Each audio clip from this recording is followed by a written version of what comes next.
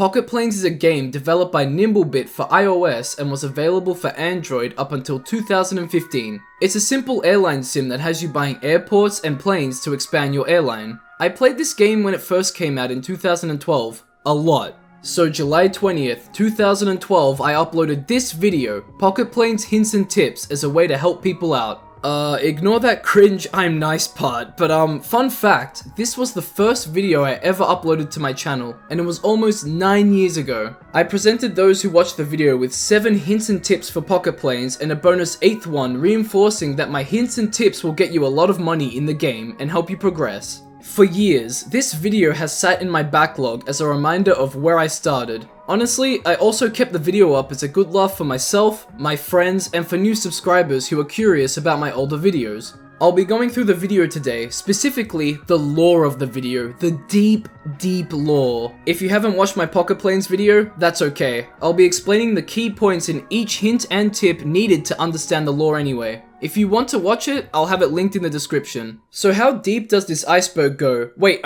how deep does Pocket Planes Hints and Tips go? Sit back, relax, and let's find out.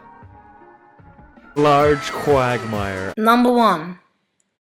So if you're new to this game, don't pick Australia. This is tip number 1. The first time I played the game, I picked to start in Australia. Progress just felt slow when starting in Australia, so I restarted a few times, and I found that starting off in America or Europe helped me to progress quicker in the game compared to Australia. Why did I choose Australia first? Well, it's because I lived there and I wanted to be patriotic as heck. Little did I know that Australia had a lot of low-class airports, which meant that I got worse jobs and I couldn't land big planes on them. There are 3 classes of airports, by the way, and I point this out in hint number 2. America and Europe had a lot of high-class airports, so that's why I said it was best to start there. I love Australia, but the high-class airports were calling me.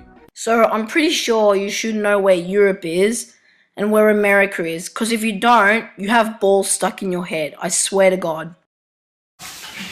This was a joke insult I made in tip 2 to anyone who didn't know where Europe and America were. You're probably wondering about how I came up with such an amazing joke, right? Well, I didn't exactly have a proper script for the video, so my very epic improv kicked in. To my surprise, this has been quoted by a lot of influential figures. It was such an honor, and it's clear to see that you have balls stuck in your head, I swear to God, is the best way to shut someone down. Actually, maybe don't say that because you'll probably get bullied. Also, like terrorists, they can't get the drugs through. Which is just great, because all the terrorists are just fat.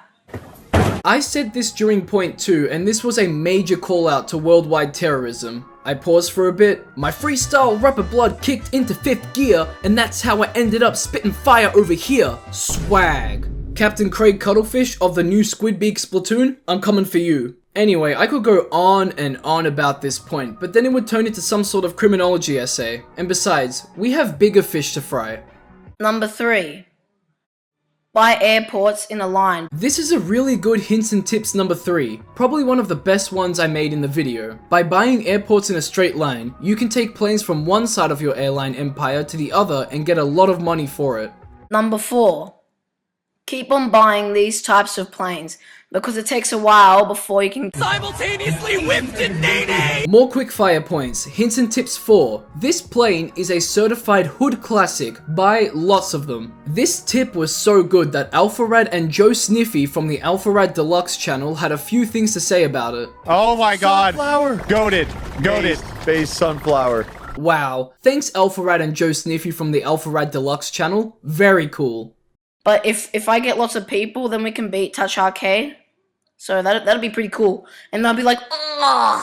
Number 5. I proposed joining the Touch Arcade crew because they would always be number 1 in the world, which meant that you had a pretty good chance at getting the best rewards during global events. But then I asked viewers to come together to topple Touch Arcade under a new crew, Sunflower41. I think we had a few people using it at one point, but in the end, we stood no chance against the Touch Arcade tyrants. So what happened to the Sunflower41 crew? Well, we all got together and we decided to cut our losses before it was too late. It was a sad day, but we had to move on. Touch Arcade never got to go. Number 6. Don't forget about the 25% job raise. Tip 6 is pretty simple. You get a 25% job raise if you take a plane full of people or cargo to one destination only. Simple, right? So, if you're patient enough and you can play this for 1 hour and 45 minutes straight, you get lots of bucks flying in the air and you'll get lots of gold. Playing pocket planes for 1 hour and 45 minutes. Do not attempt. Do not research. Tip 7. Okay, this is pretty fricked up, dude.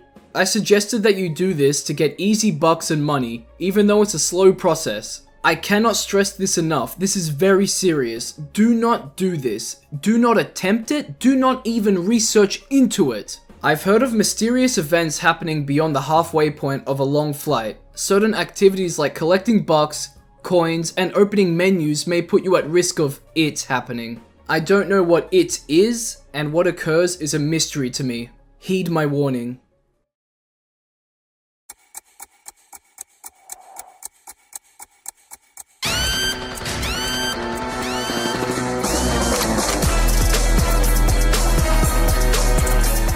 Now, this is the biggest part of the video, right after tip 8. Before we had Gilbert, we had this.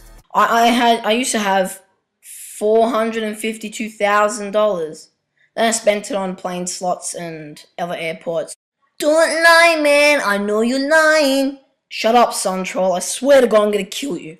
Suntroll was a character on my channel that used to show up as comedic relief. I'm using the term comedic very, very loosely here. In my Pocket Planes video, he straight up called me out. I'll never forget it. I was pissed off. I just went ham, throwing the punches. Well, subscribe to me and bye. Yeah, bye, man. Oh, that's it. He also appeared in a few other older videos of mine. Some very questionable videos. He's a character who hasn't shown up on the channel in years. Will he ever come back? Who knows? I'm not in contact with him anymore, and I have a photo of him from back in the good old days. He might look like this now. I'm not really sure, but I hope one day he returns. And that's that. The lore behind Pocket Planes Hints and Tips, the first video I ever uploaded to this channel. I hope you have a greater understanding of the lore surrounding this video. It's clear to see that it's a very serious topic, and knowing this was of utmost importance. So, yeah, stay tuned for more iceberg content, some other contents, and